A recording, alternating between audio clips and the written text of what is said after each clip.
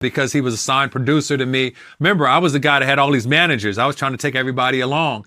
When it came to my band and it came to my producer, everybody, I was trying to take everybody that was around me along. And Shep was one of those guys who immediately, when everything popped off, he came along. He became my music director. He became the key producer and the right-hand man of most of the successful stuff I've done throughout the years. So Shep had the idea for Nobody's Supposed to Be Here. He had the hook and everything. And when he played it for me, it was just like, this song is amazing. Some people know the story. The song was not written for Deborah Cox. The song was written for Miss Patti LaBelle. The song was originally created, specifically written for Patti LaBelle, even without her commissioning the record or their label saying, hey, give us a Patti record. We wrote the record with Patti LaBelle in mind. So just for the record, for those that don't understand, you know, the how did you get here? Nobody's supposed to be here. When it goes to the second verse of that song, she says, this time I swear I'm through. But if only you knew. That if only you knew was a play on Patti LaBelle's If Only You Knew. So these are the sensibilities that the rap singer, that Russell's rap singer, of taking those rap lyrics and then throwing them into the song.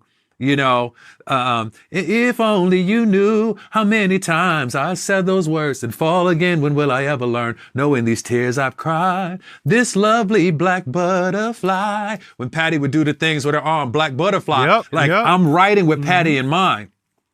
We basically, because my wife is like the broker, she's like the freeway Ricky Ross. Like she's taking these records and she's hitting the different, she's taking the product into these different labels, trying to broker different type of production deals with the different labels. She's talking to Sylvia Rohn over here. She's talking to Clive Davis over here. She's talking over here, trying to figure out who can I align us with to be able to get 5 records here, 10 records here.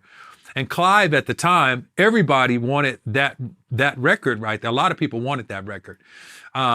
We went to Clive because Clive was like, yeah, I could hear Whitney Houston, you know what I'm saying, on this record. You know, or I could hear Aretha Franklin on this record. At that time, Clive had Aretha, he had Faith Evans, you know, through Puff at the time, who had Faith. And so we got all these options. And when you say this song could go on Whitney Houston, or, you know, because Patti LaBelle heard the record, she didn't feel it. We wrote that record, and then 2 years later, the song is still sitting around, like 2 years later.